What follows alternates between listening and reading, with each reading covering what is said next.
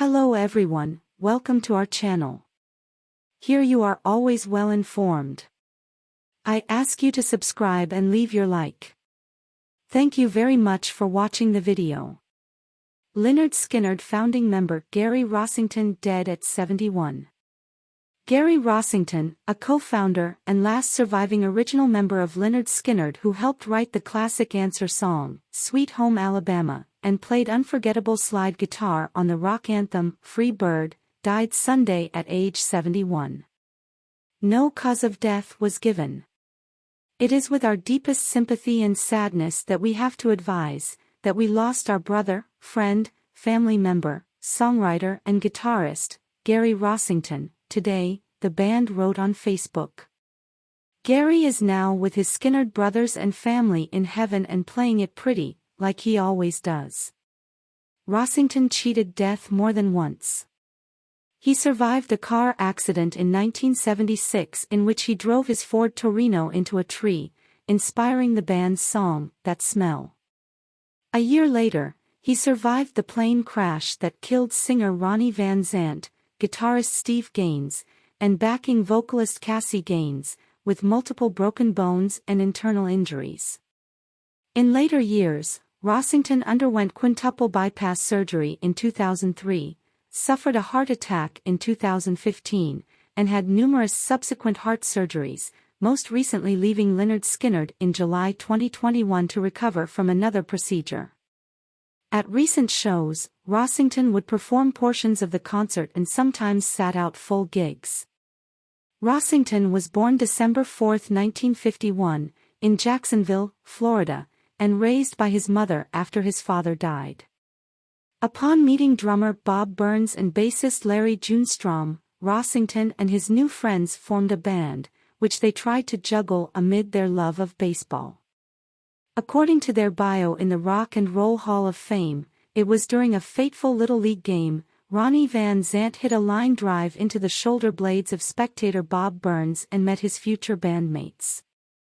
Rossington, Burns, Van Zant, and guitarist Alan Collins later gathered at Burns' Jacksonville home to jam the Rolling Stones' Time Is on My Side. Adopting Lynyrd Skynyrd as the group's name, both a reference to a similarly named sports coach at Rossington's high school and to a character in the 1963 novelty hit, Hello Mutta, Hello Fadda, the band released their debut album, pronounced Lynyrd Skynyrd, in 1973. A collection of country-tinged blues rock and southern soul, the album included now classics like Tuesday's Gone, Simple Man, and Gimme 3 Steps, but it was the closing track, the nearly 10-minute Free Bird, that became the group's calling card, due in no small part to Rossington's evocative slide playing on his Gibson SG. Radio didn't play Free Bird. It was on the first album. Back then, it was too long, Rossington told the AP in 1993. We went back to clubs for enough money to get us to the next club. That went on for a year. We made Second Helping. It had Sweet Home Alabama. It made the charts. We didn't know what the charts meant. Written by Rossington, Van Zant and Ed King, none of whom were from Alabama, the complicated legacy of Sweet Home Alabama followed the band for decades. It was originally written as a response to Neil Young's Alabama and Southern Man, a critical rebuke of slavery in the South.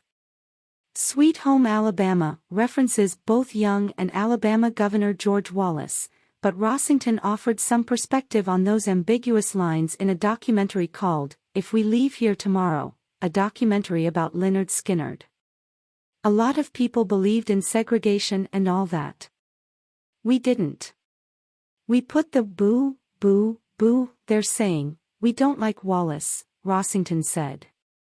But he added, I'm sure if you ask the other guys who are not with us anymore and are up in rock and roll heaven, they have their story of how it came about. Young liked the song and wrote in his memoir, Waging Heavy Peace, that his song, Alabama, deserved the shot from Lynyrd Skynyrd.